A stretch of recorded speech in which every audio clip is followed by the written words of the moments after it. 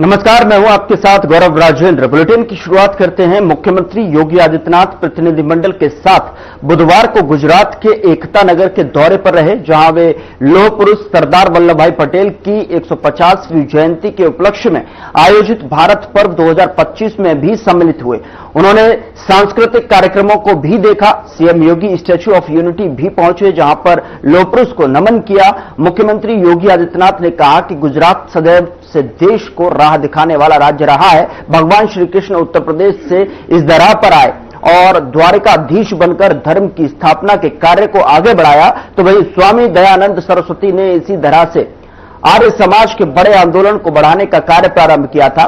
साथ ही उन्होंने कहा कि इस धरा ने राष्ट्रपिता महात्मा गांधी को स्वाधीनता के अगुआ के रूप में देकर आजादी का पर्व प्रशस्त किया था। यह भारत की अखंडता के शिल्पी लौह पुरुष सरदार पटेल की पावन धरा है।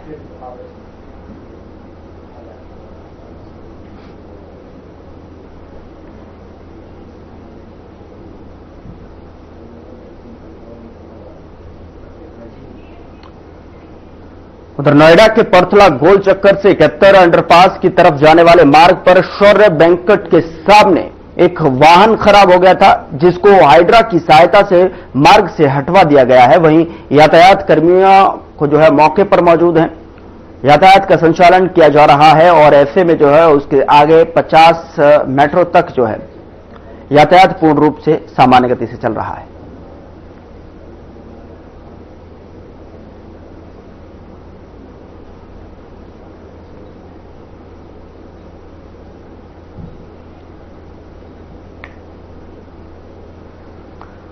लखनऊ में मुख्य सचिव एसपी गोयल ने वीडियो कॉन्फ्रेंसिंग के जरिए सभी मंडलायुक्तों और जिलाधिकारियों के साथ बैठक कर फार्मर रजिस्ट्री, पराली प्रबंधन, पीएम सूर्यघर योजना, रानी लक्ष्मीबाई महिला और बाल सम्मान कोष की समीक्षा करते हुए सभी अधिकारियों को महत्वपूर्ण दिशा निर्देश दिए। जहां इस दौरान मुख्य सचिव ने फार्मर रजिस्ट्री बनाने में हो रही सुस्ती पर कड़ी नाराजगी जताते हुए कहा कि जनपदों के लिए निर्धारित लक्ष्यों की तुलना में प्रगति बहुत कम है।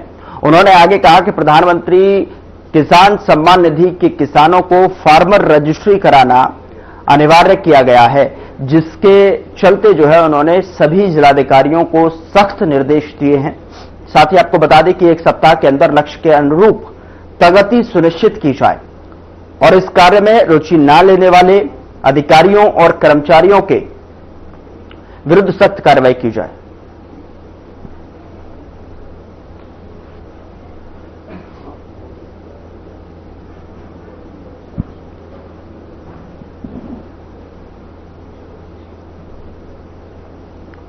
उधर केंद्रीय मंत्री अश्विनी वैष्णव ने 10 नवंबर को हुई दिल्ली आतंकवादी घटना की कड़ी निंदा करते हुए कैबिनेट ब्रीफिंग दी और पीड़ितों के प्रति अपनी श्रद्धांजलि अर्पित की। तो वहीं इसके साथ ही केंद्रीय मंत्रिमंडल ने वित्त वर्ष 2025-26 और 2030-31 तक 25,060 करोड़ रुपए के परव्यय के साथ भारत के निर्यात पारिस्थितिकी तंत्र को मजबूती प्रदान करने के लिए निर्यात संवर्धन मिशन को मंजूरी दी। The Cabinet expressed its profound grief over the loss of lives in the terrorist incident involving a car explosion near the Red Fort in Delhi on the evening of 10th November 2025. The Cabinet observed 2 minutes silence in honor of the innocent lives lost. The Cabinet adopted the following resolution. The heinous terror incident perpetrated by anti-national forces through a car explosion near the Red Fort on the evening of 10th November 2025. The explosion resulted in multiple fatalities and caused injuries to several others. The Cabinet pays its solemn respects to the victims of this senseless act of violence and conveys its heartfelt condolences to the bereaved families. The Cabinet prays for the speedy recovery of all those injured and appreciates the prompt efforts of the medical personnel and emergency responder. सबसे पहला एक नया export promotion mission launch किया गया है 25,060 crore rupees का। बहुत ही comprehensive mission है, इसके डिटेल में मैं जाऊंगा। दूसरा, क्रेडिट गारंटी स्कीम एक्सपोर्टर्स के लिए। आज की जो परिस्थितियां हैं उन परिस्थितियों में क्रेडिटर्स हमारे एक्सपोर्टर्स को कैसे सपोर्ट करें, उसके लिए credit guarantee scheme 20,000 crore rupees की आज अप्रूव हुई है कैबिनेट में माननीय प्रधानमंत्री जी के नेतृत्व में। और तीसरा, हमारे जो क्रिटिकल मिनरल्स का प्रोडक्शन है उसके ऊपर कानून में एक अमेंडमेंट किया गया है जिससे कि critical mineral production can increase in our country. I'll first come to the export promotion mission. This is a very comprehensive mission which has been approved by the cabinet under the leadership of our Honorable Prime Minister today. As you recall, in the previous budget, this announcement was made that one export promotion mission will be started.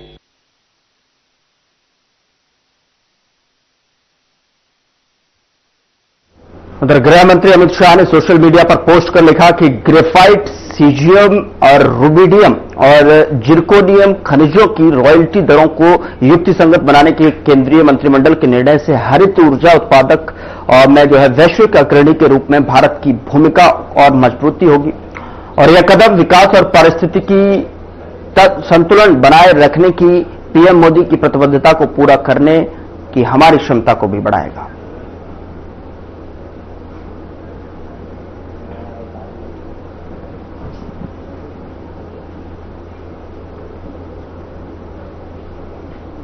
उधर गृह मंत्री अमित शाह ने अपने x handle पर post करते हुए लिखा कि केंद्रीय मंत्रिमंडल द्वारा स्वीकृति 25,060 करोड़ के निर्यात संवर्धन मिशन के साथ भारत के निर्यात क्षेत्र को एक नई सहायता प्रणाली से सुदृढ़ किया गया है। यह निर्णय भारतीय उत्पादों के वैश्वीकरण के माध्यम से इस क्षेत्र को और अधिक प्रतिस्पर्धी बनाने और युवाओं के लिए रोजगार के व्यापक अवसर प्रदान करने के पीएम मोदी के दृष्टिकोण की दिशा में एक मजबूत कदम है।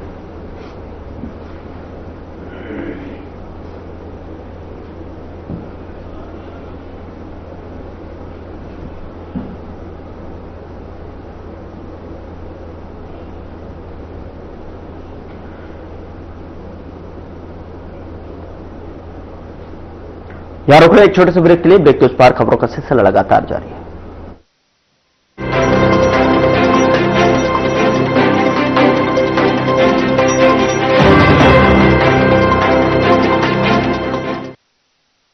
लोग सेहत बनाने के लिए क्या क्या नहीं करते, जिम जाते हैं, कसरत करते हैं, काजू बादाम प्रोटीन के डिब्बे तक घोल घोल कर पीते हैं, फिर भी उनकी सेहत नहीं बनती क्योंकि उनका पाचन तंत्र खराब है।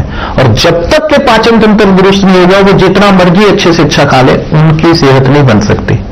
इसलिए हमारी संस्था सन्यासी आयुर्वेदा ने एक ऐसी दवा का निर्माण किया है जो कि आपके लिवर को, आपके पाचन तंत्र को दुरुस्त करने का काम करती है, ताकि आप जो भी खाएं उसका पूरे का पूरा निचोड़ आपके शरीर को लगे, आपकी भूख बढ़े, खाया पिया सही से लगे, नया खून बने, हड्डियों में जान आए, वजन बढ़े और आप मोटे तगड़े खूबसूरत पर्सनैलिटी के मालिक बन जाए। सिर्फ 655 रुपए की पूरे एक महीने की दवा होती है और आप इसे घर बैठे 011 45 45 45 45 पर फोन करके दवा मंगवा सकते हैं।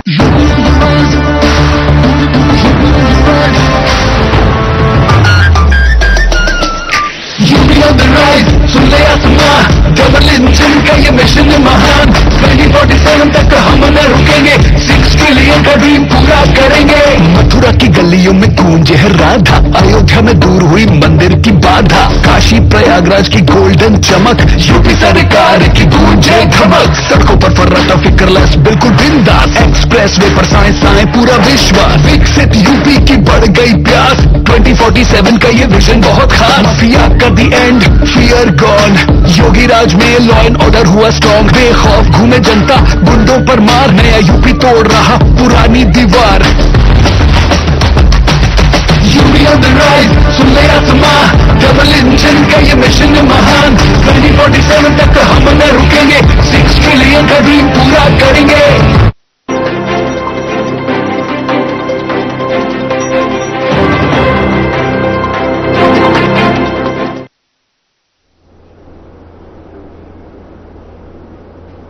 ब्रेक के बाद स्वागत है आपका। खबरों में आगे बढ़ते हैं। बिरसा मुंडा की 150वीं जयंती के उपलक्ष्य में जनजाति भागीदारी उत्सव का शुभारंभ किया गया और इस कार्यक्रम में मुख्यमंत्री योगी आदित्यनाथ शामिल हुए, जहां उन्होंने कार्यक्रम को संबोधित करते हुए कहा कि पहले जब हम सरकारी नौकरियों के लिए विज्ञापन निकालते थे तो अनुसूचित जाति की सीटें पूरी तरह से नहीं भरी जाती थी। हाल ही में हमने 60,244 पुलिसकर्मियों की भर्ती की और अनुसूचित जनजातियों के लिए आरक्षित सभी सीटें अनुसूचित जातियों के युवाओं द्वारा भरी गई।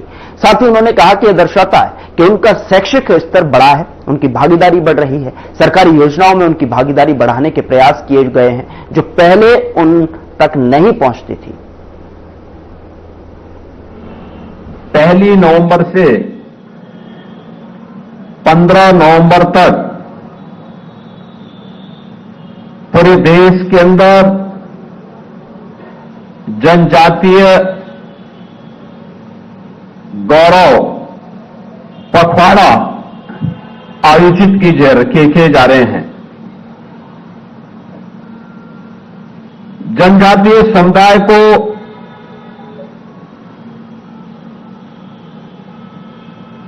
अपनी परंपरा, अपनी संस्कृति और अपनी विरासत पर गौरव की अनुभूति हो सके,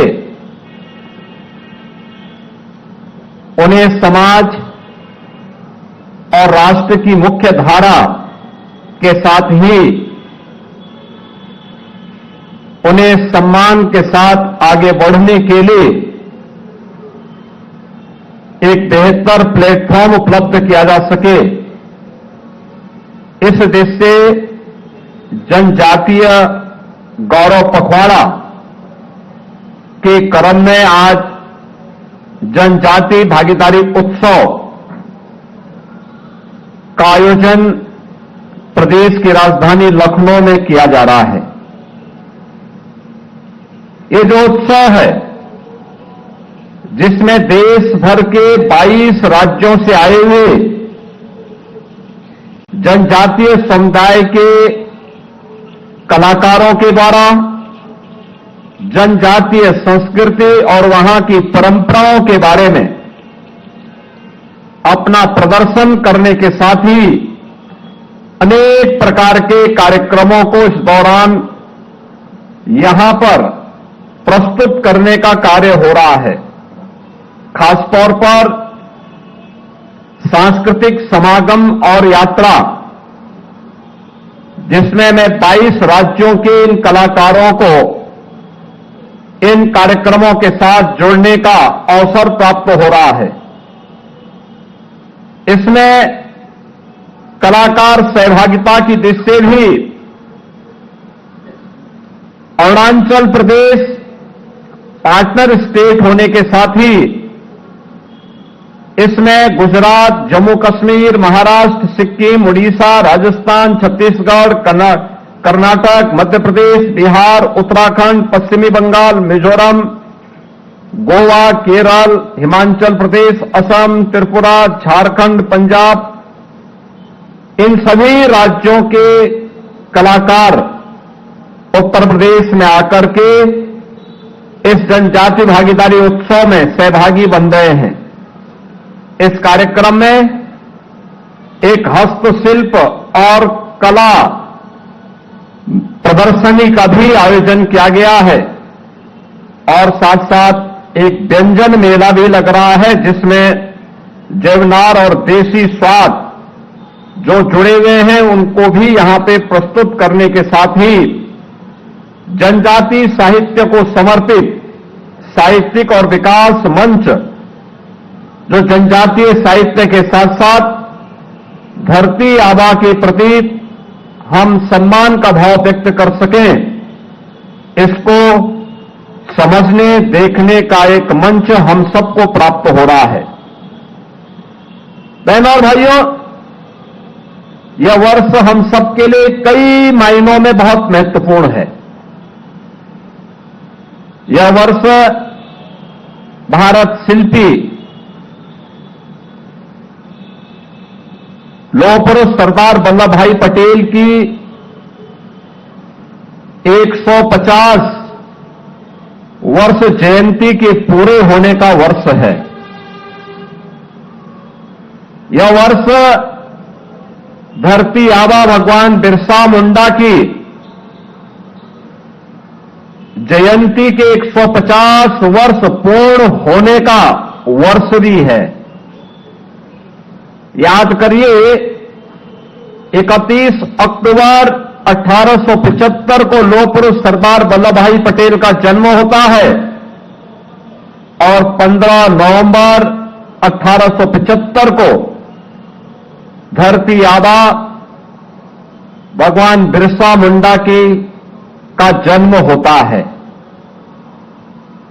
यह वर्ष भारत का राष्ट्रगीत वंदे मातरम के भी 150 वर्ष में प्रवेश करने का वर्ष है। यानी एक अमर गीत जिसने भारत की जनचेतना को जागरूक करते हुए भारत की स्वाधीनता को एक नया मंत्र दिया था, उसके भी 150 वर्ष पूर्ण होने की ओर अग्रसर हुए हैं। और यह वर्ष भारत के संविधान, जैसे बाबा साहब भीमराव अंबेडकर ने जिस संविधान को भारत जैसे देश के अनुकूल बनाया था, जो स्वतंत्र भारत की एकता और अखंडता का एक आत्मा बन गई, भारत के संविधान के भी अमृत लागू होने के अमृत वर्ष में हम लोगों ने प्रवेश किया है। यानी इतनी उपलब्धियों से जुड़ा हुआ यह वर्ष इस समय हमें धरती आबा भगवान बिरसा मुंडा के प्रति कृतज्ञता ज्ञापित करने और उनके प्रति हम सब प्रेरणा प्राप्त कर सके, इस दिशा से यह वर्ष आयोजित करने का सौभाग्य प्राप्त हो रहा है। बहनों और भाइयों, आप सब जानते हैं, जैसे कि यहां समाज कल्याण मंत्री भी बता रहे थे कि धरती आबा बिरसा मुंडा भारत के स्वाधीनता के पक्षधर थे।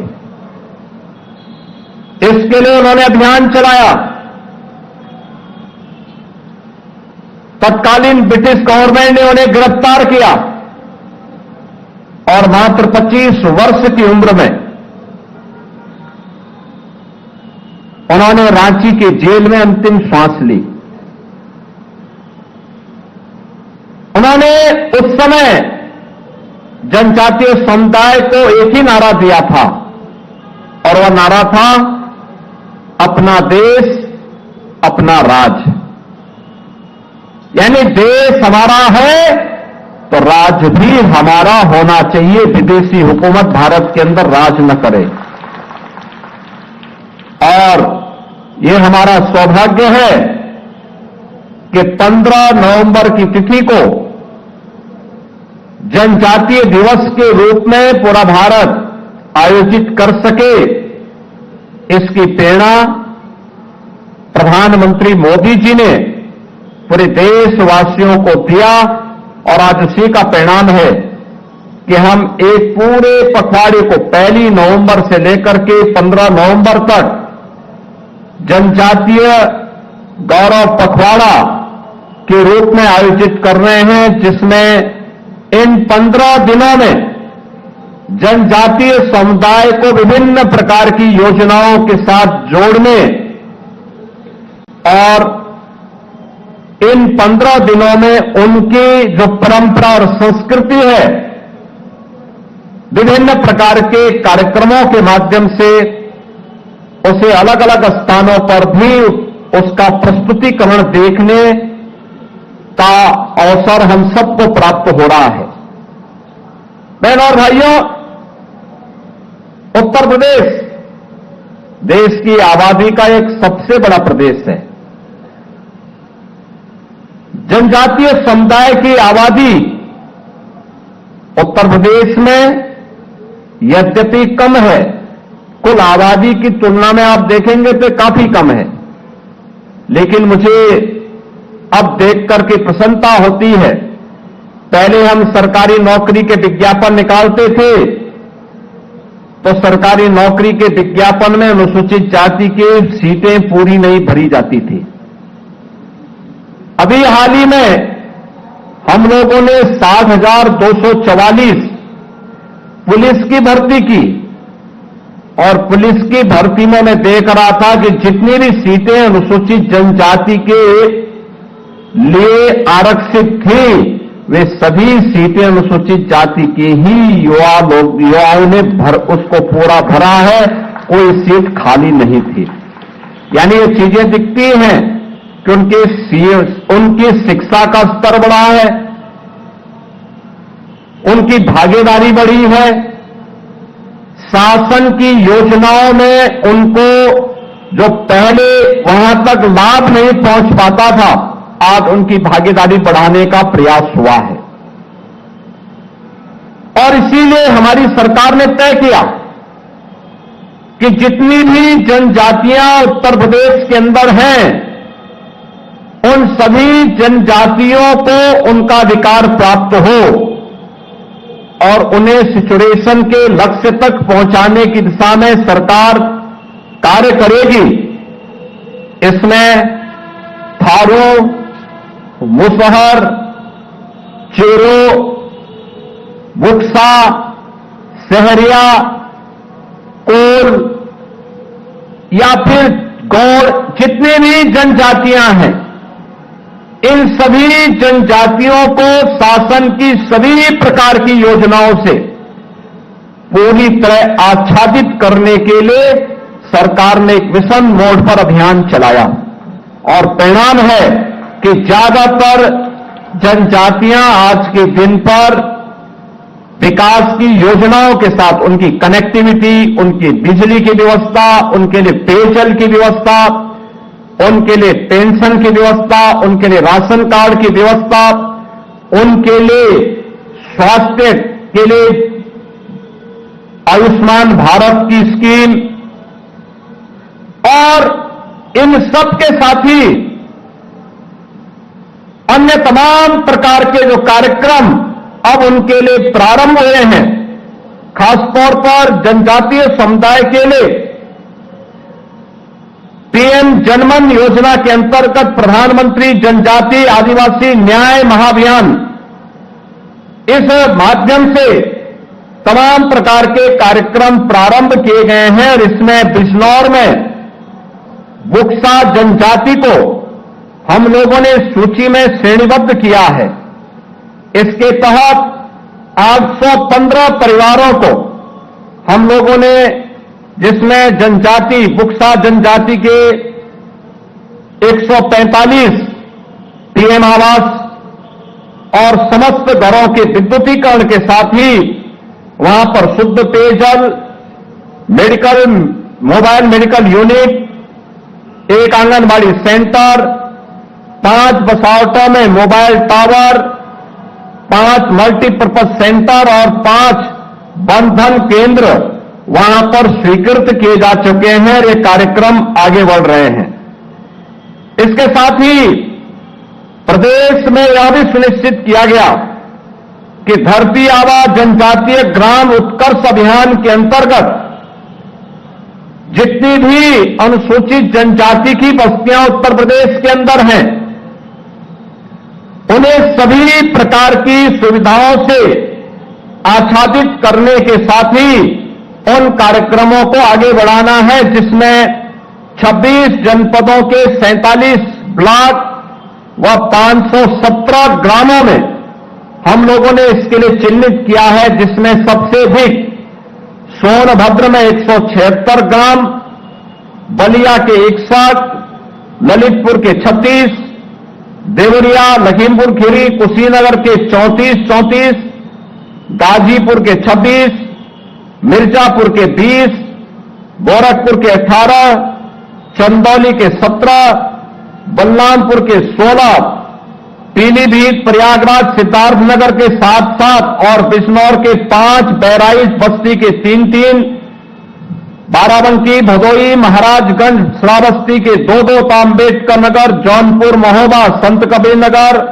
सीतापुर के एक एक गांव को इसके साथ आच्छादित करने का काम किया है। यानी 517 जिन ग्रामों में जो जनजातीय बाहुल्य गांव हैं, इनकी कनेक्टिविटी से लेकर के इन्हें सभी प्रकार की योजनाओं को इसके साथ जोड़ने का काम इनके साथ किया गया है, जिसमें इनका आधार, आयुष्मान कार्ड, पीएम उज्ज्वला योजना, जाति और निवास प्रमाण पत्र, मुद्रा योजना, किसान क्रेडिट कार्ड, पीएम जनधन योजना, जीवन ज्योति बीमा योजना, पीएम किसान सम्मान निधि योजना, पीएम विश्वकर्मा योजना, राशन कार्ड आदि की व्यवस्था के साथ ही यहां के इंफ्रास्ट्रक्चर के लिए भी सड़क, पुल, बिजली, पेयजल, इन सबको